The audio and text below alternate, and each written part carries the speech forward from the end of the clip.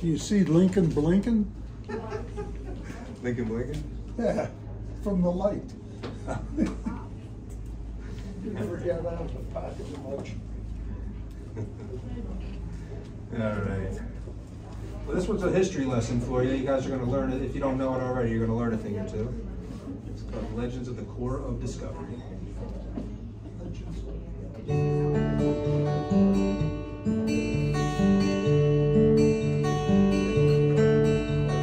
Meriwether Lewis and Lieutenant William Clark, with 43 hardy men, would long ago embark on 4,000 miles of river to the Pacific Sea, and 4,000 miles of river to return to St. Louis.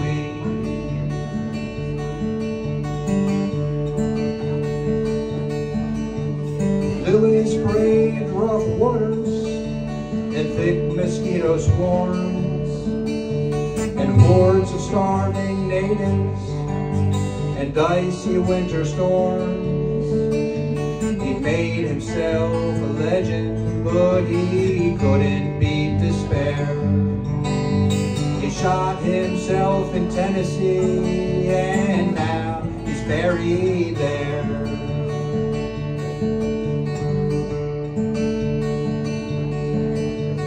Young Sacagawea had been kidnapped as a child and was a teenaged mother when she joined them in the wild. As the expedition's expert on languages and land, she became a quiet leader within the roving band.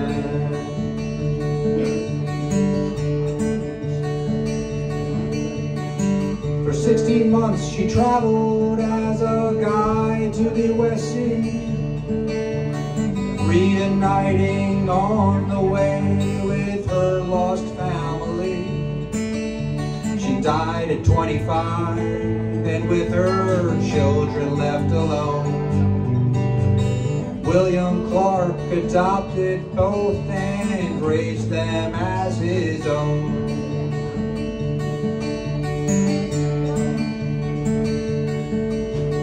Lieutenant William Clark wrote in journals and drew maps in a time when U.S. knowledge was filled with massive gaps.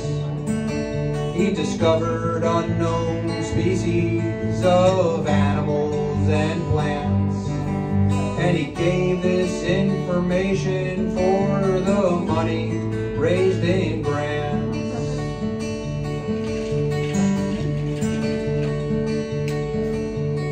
Fought natives as a soldier before the expedition, brought a slave named York along as a trip provision, and then upon returning would not set his slave free. William Clark was later governor of Missouri.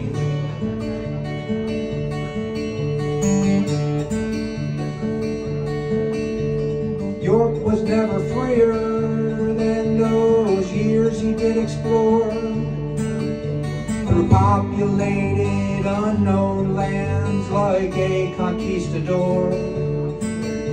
The trek made him an equal in what must be overcome, and despite treacherous obstacles he did not succumb.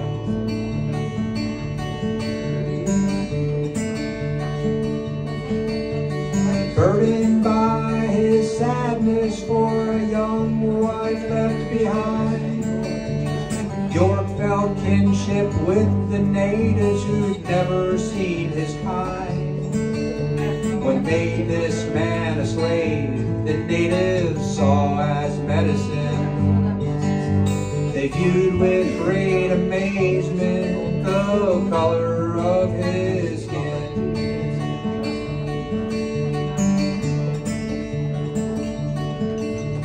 U.S. had until that time hugged the Atlantic coast. Then afterward, new settlers made endless claims on most of the lands that once belonged to those children of the earth, whose lives, homes, and religions were stripped of all their worth.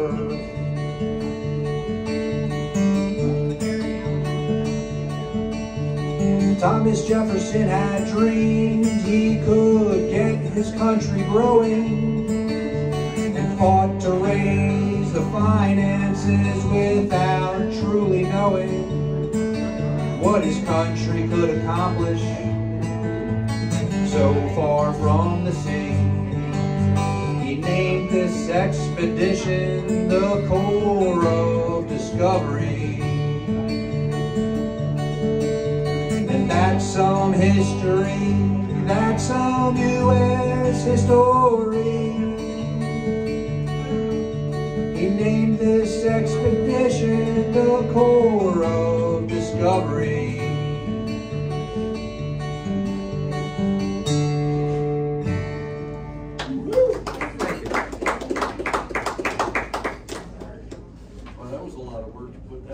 Yeah. I was, you know, I was always going to see if I could pull it off, but I can't trust myself. You know, his mind like a colander that can drain spaghetti. You know. All right.